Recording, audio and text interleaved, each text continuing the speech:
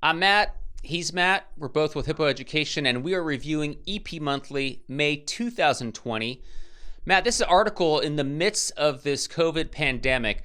Hydroxychloroquine and Chloroquine, Past, Present, Future by Vincent Lee and Joshua Nangar is really a good piece because this is a medication that, I remember learning about it from med school. I remember taking it when I've traveled to areas where there's malaria and being treated for the malaria I got as a teenager.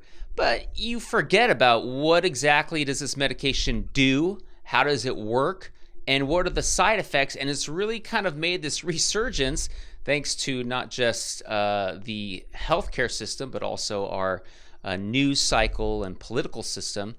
And so this article goes in depth. I have not been using this. Have you guys been using this as part of your protocol for your COVID patients? No, I mean, it's May 4th today. So I think this article is very well done, very well written, but also shows how fast things move when the science is kind of rapidly unfolding in front of us. And so I have not used this. There are folks in my hospital system who were using this.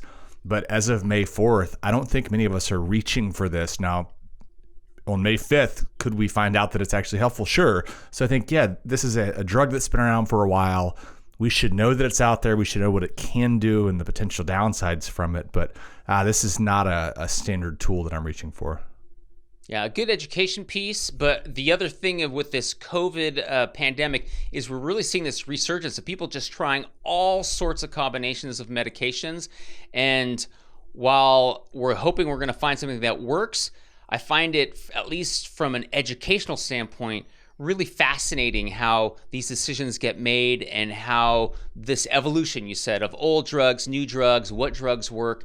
It's just part of, this pandemic, and looking back again in a year or two, seeing the mistakes that we made and the things that we learned. I think it's just going to be really fascinating.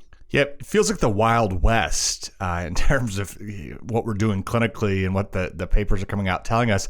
But I think, it's like the Wild West, and I worry that our science at times may be on par with what we were doing back in the Wild West, bloodletting and trying to get bad humors out of folks. So exciting times, scary times. Let's just be careful.